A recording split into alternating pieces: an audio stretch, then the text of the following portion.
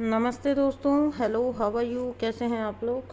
दोस्तों good morning. ये सुबह सुबह वीडियो बना रही हूँ मैं, और ये टॉपिक डिस्कस करना मुझे बहुत अच्छा लगता है, क्योंकि ये इतना डीप और इतना अंडरस्टैंडिंग वाला टॉपिक है।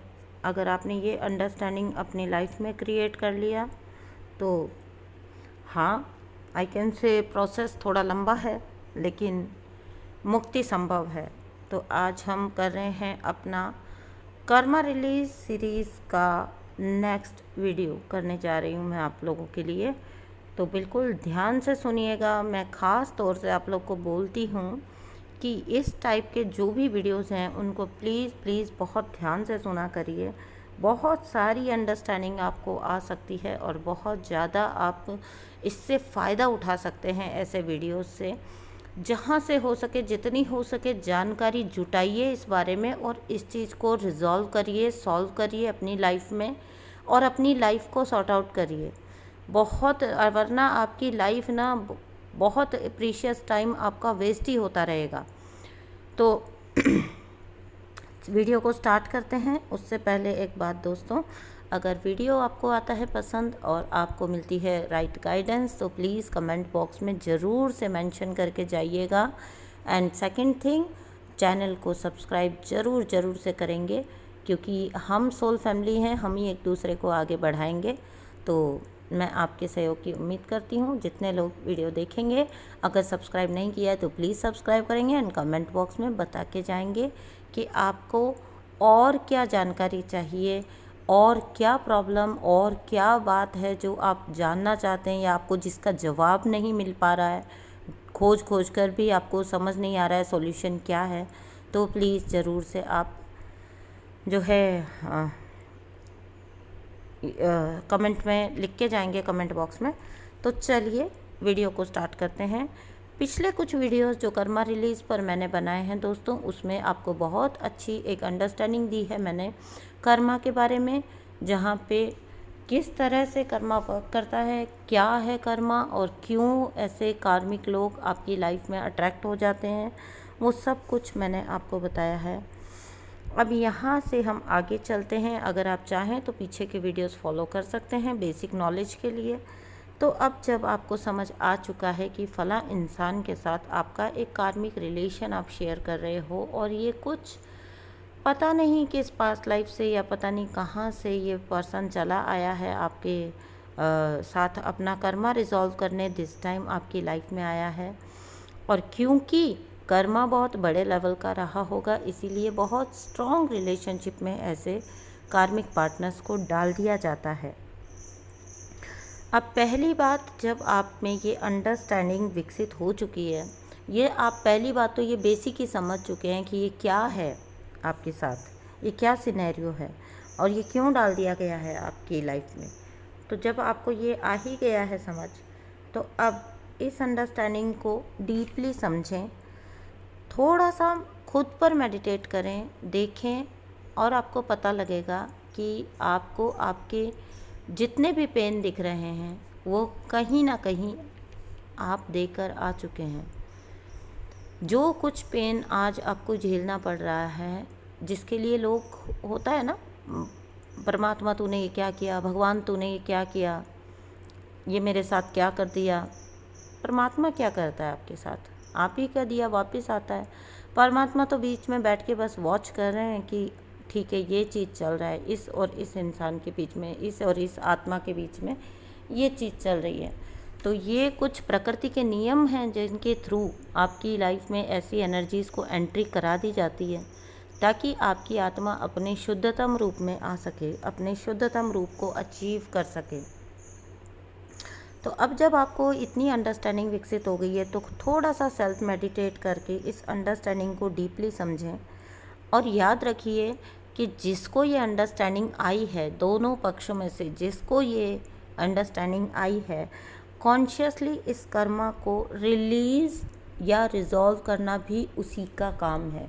बिकॉज़ कैसे पहुंचा इंसान इस लेवल पर कि वहाँ उसने ये अंडरस्टैंडिंग ली या ये जानकारी जुटाई, कैसे पहुंचा? बहुत तंग हो गया ना, डेफिनेटली बहुत परेशान हो गया। अब ढूंढते ढूंढते, क्योंकि सॉल्यूशन हर एक ढूंढना चाहता है अपनी प्रॉब्लम का, ढूंढते ढूंढते पहुंच गए वहाँ पर जहाँ पर ये सब बातें आपको रिवील हुआ कि ये आखिर है क्या, ये पैटर्न आखिर ये क्यों मैनिफेस्ट हुआ। तो जब आप वहाँ पहुँचे तो ऑब्वियसली आप ही हैं वो जो बहुत परेशान हो गए, तो आपको वो ढूंढना पड़ा, खोजना पड़ा। तो अब इस अंडरस्टैंडिंग को समझ लिया है आपने, अब कॉन्शियसली आपको इस कर्मा को रिलीज़ करना है। क्योंकि देखिए इस चीज़ को समझिएगा कि हाँ, मैंने क्या कहा था कि मुक्ति तो आपको चाहिए ना, और ठीक तो आपको करना है, रिजॉल्व तो ज़िंदगी आपको अपनी सुधारनी है। तो जो व्यक्ति आपसे कर्मा लेने आया है वो तो जब तक उसका ड्यूरेशन है तब तक वो लेता रहेगा। अगर आप चाहते हैं कि उससे पहले ही आपकी ज़िंदगी ये जो बर्बाद हो रही है, ये जो आपका टाइम बर्बाद हो रहा है, ये चीज़ ठीक हो, तो उसके लिए कॉन्शियस एफर्ट्स सिर्फ़ और सिर्फ आपको करने पड़ेंगे। क्योंकि वो व्यक्ति तो आया ही इसलिए, उसका तो मकसद ही है, तो वो कभी आपको रिलीज़ नहीं करना चाहेगा, रिलीज़ तो आप करना चाहेंगे। तो जब आपको इतना ही समझ आ गई है तो अब कॉन्शियसली वर्क करना है। और वो कैसे करना है, देखिए सबसे पहले तो इस चीज़ को अंडरस्टैंड करिए कि हमने कौन से कर्मा कब बनाए हैं ना, ये हमको भी नहीं पता। कौन से कर्मा क्या कर दिया था इस आत्मा के साथ, क्या अब ये घटना वाइज तो आपको याद आने वाला है नहीं। हाँ, आपको बस एक समझ विकसित करनी है, एक अंडरस्टैंडिंग बढ़ानी है, एक अंडरस्टैंडिंग विकसित करनी है कि जो भी है, जो भी कारण रहा हो, जो भी मैंने किया हो, जो भी मेरे गुनाह हों, लेकिन अब मुझे इसको ठीक करना है। ठीक है, तो आपको इसको ठीक करने के लिए सोचना होगा। और कई बार ऐसा होता है कि आपकी आत्मा एक से ज़्यादा कार्मिक रिश्ते भी लेकर आती है। कभी कभी होता है एक ही रिश्ता बहुत भारी वाला होता है, ठीक है, वो बहुत क्लोज़ रिश्ते होंगे और बहुत भारी वाले रिश्ते होंगे जो कि आप सोच ही नहीं सकते हो कि छूट पाएंगे कभी, निकल पाएंगे कभी, रिलीज़ हो पाएंगे कभी। तो कई बार ऐसा होता है। और कई बार जो आत्मा होती है ना, वो एक से ज़्यादा कार्मिक रिश्ते भी लेकर आती है। और ख़ास तौर से एक से ज़्यादा चैलेंजेस आप अपने लिए, आपकी सोल चूज़ करती है सोल रियलम में, जहाँ पे वो चाहती है कि पूरी तरह से ही अब उसको मुक्ति चाहिए, अब उसको असेंड होना है। सोल जब पूरी तरह से असेंड होना डिसाइड कर लेती है तो हमेशा एक से ज़्यादा कई चैलेंजेस लेके आती है, ताकि इस एक जन्म में ही वो चीज़ें सब सेटल हो जाए। तो आपकी सोल डिसाइड करती है कि इस जन्म में ही हम ये सारी आत्माओं के साथ अपना कर्मा जो है वो चुक्त करना चाहते हैं, फ्री होना चाहती है सोल, असेंड होना चाहती है। अगर मीन्स इसलिए यही रीज़न होता है कि आपको वो चीज़ ना चुक्त करनी पड़ती है अपने आप से, उससे आपको रिलीज़ नहीं मिलता है। तो अब इसका सॉल्यूशन क्या है? अब इसका सॉल्यूशन है, मैंने जो पहले भी बोला, सेल्फ मेडिटेट करें, प्रॉब्लम की जड़ में जाएं, ठीक है, और यहाँ से पहचानें कि क्या चीज़ वो आत्मा आपसे चाह रही है। देखिएगा उस पैटर्न में वो चीज़ छुपी होगी, वो बात छुपी होगी उस पैटर्न में। तो चलिए, इतना भी अगर आप मेडिटेट नहीं कर पाते हैं तो छोड़ दीजिए, ये फिर भी बहुत डेप्थ का काम है। क्योंकि मुझे तो ऐसे विजन्स दिए गए, मुझे नहीं पता बाकी लोग के साथ ऐसा होता है कि नहीं होता है।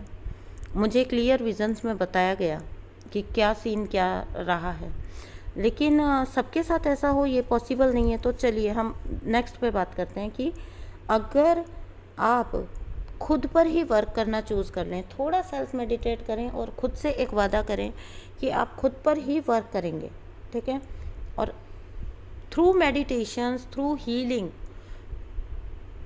बार बार मेडिटेशन करें, बार बार हीलिंग करें। याद रखिए बहुत लंबा प्रोसेस हो जाता है, बहुत एफर्ट लगता है इसके अंदर।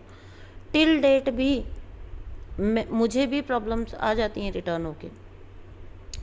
तो आपने मेडिटेट करना है, आपने इन सारे नेगेटिव इमोशंस को जो पता नहीं क्यों उस आत्मा को लेकर आपके अंदर हैं, या इन सारे नेगेटिव इमोशंस को जो पता नहीं क्यों वो आत्मा आपके साथ हरकतें करती है और उसकी वजह से आपके अंदर पैदा होते हैं, इन सबको रिलीज़ करना है।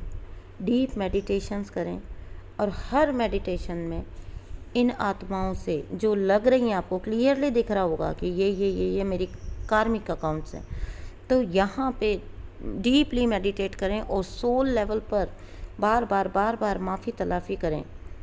क्योंकि एक बात और विक्टिम प्ले करना बंद करें। विक्टिम प्ले ही नहीं करना। आपके साथ कोई अन्याय नहीं हो रहा है, बिलीव मी, कोई अन्याय नहीं हो रहा है। आप ही का दिया वापस आ रहा है। अगर आप देने की क्षमता रखते थे तो लेने की भी रखें। इतना अपनी रिस्पॉन्सिबिलिटी लें। ये करेज आप में ज़रूर होना चाहिए कि जो आप दे के आए हैं वो आप लेने की भी कैपेसिटी रखते हैं।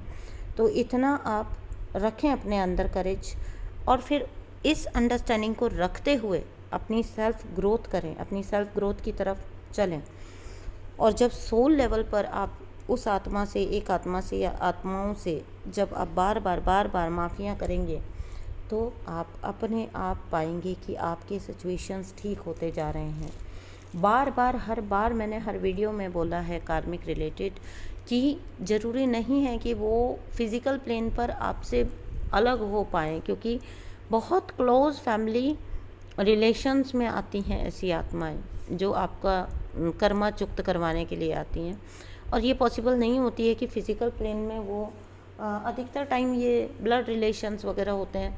आपको नहीं पॉसिबल होता कि आप फिज़िकल प्लेन में उनसे दूर रह पाएँ या दूर जा पाएँ। तो आपको सिर्फ इतना समझना है कि वो एनर्जीज़ आपके साथ और आप उन एनर्जीज़ के साथ डिटैच हो जाते हैं, बिल्कुल ही डिटैच हो जाते हैं। वो एनर्जीज़ बिल्कुल शांत हो जाती हैं, उनके हरकतें बंद होने लग जाएंगी, कम होने लग जाएंगी। तो आप समझ जाइएगा कि आपकी सिचुएशंस या आपके कर्मा सेटल होना स्टार्ट हो गए हैं। तो यही आपको सबसे ज़्यादा काम आएगा। और जो मेरे लिए सबसे डिफ़िकल्ट टास्क रहा जीवन में, पर फिर भी मैं रेकमेंड करती हूँ आपको, मैं बता रही हूँ, मेरे लिए being a scorpion it was so difficult for me to let go. मेरे लिए हमेशा जो है वो कहते हैं ना, इतनी वॉर चलती थी अंदर, तो लेट गो जो है वो मेरे लिए it was never an easy task for me. तो लेकिन फिर भी मैं रेकमेंड करती हूँ, सबसे ज़्यादा काम अगर कुछ आएगा तो वो आएगा आपको लेट गो करना, ठीक है। और दूसरा एटीट्यूड, आपको 2 तरह के एटीट्यूड आपको रखने हैं।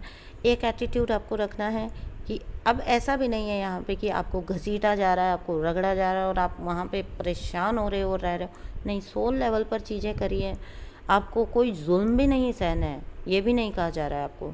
बहुत सारे लोग ना फिर प्राइवेट सेशंस में पूछ रहे होते हैं कि ये चीज़ मेरे साथ हो रही है, लेकिन मैं तो सोच रही हूँ कि मेरा कर्मा रिलीज़ हो रहा है। ये कर्मा रिलीज़ का तरीका नहीं है कि आप मारें खा रहे हैं, आप परेशान हो रहे हैं, आपके साथ फिज़िकल अब्यूज़ हो रहा है और आप उसके लिए कुछ नहीं। अपना स्टैंड तो आपको हर हाल में लेना ही है, ठीक है। अपना स्टैंड लें, जितना सा ज़रूरी है उतना सा बोलें, लेट गो करें।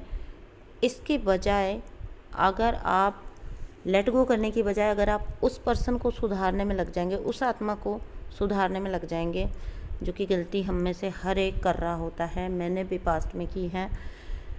Nobody is perfect. तो अगर करते आए ऐसा तो अभी छोड़ दीजिए इसको। अगर हम उसको सुधारने में लग जाएंगे ना, उस आत्मा को, उसको बोलेंगे तुम अपने में चेंजेस लाओ, तुम अपने को ठीक करो, तो चीज़ें और ख़राब और वर्स्ट होती जाएंगी।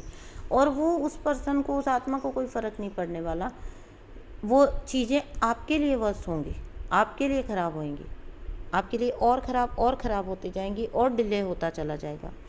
इसलिए आपको बोला जा रहा है कि आप अपनी साइड से पहल करके इन चीज़ों को ठीक कर लें, क्योंकि आपने चूज़ किया है अपनी लाइफ को ठीक करना, अपनी आत्मा का असेंशन आपने चूज़ किया है।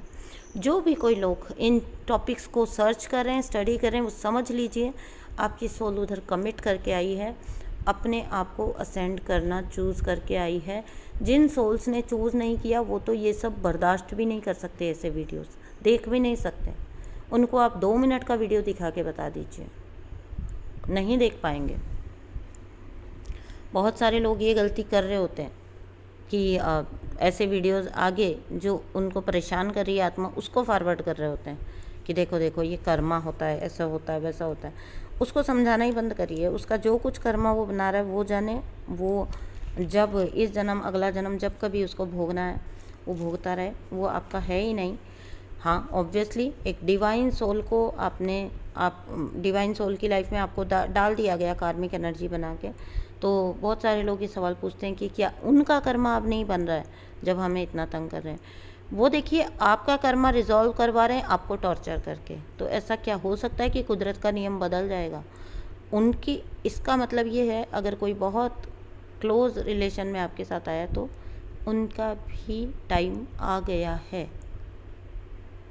लेकिन जब व्यक्ति कर्म बना रहा होता है तब वो अंधा होता है, उसे नहीं वो इंसाइट होती है।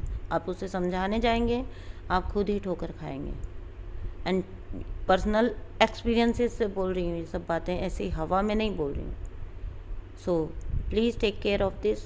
एंड आप सिर्फ अपनी सोल को चुन लीजिए, हर एक के ऊपर अपनी सोल को चुन लीजिए बस। Thank you so much, bye bye.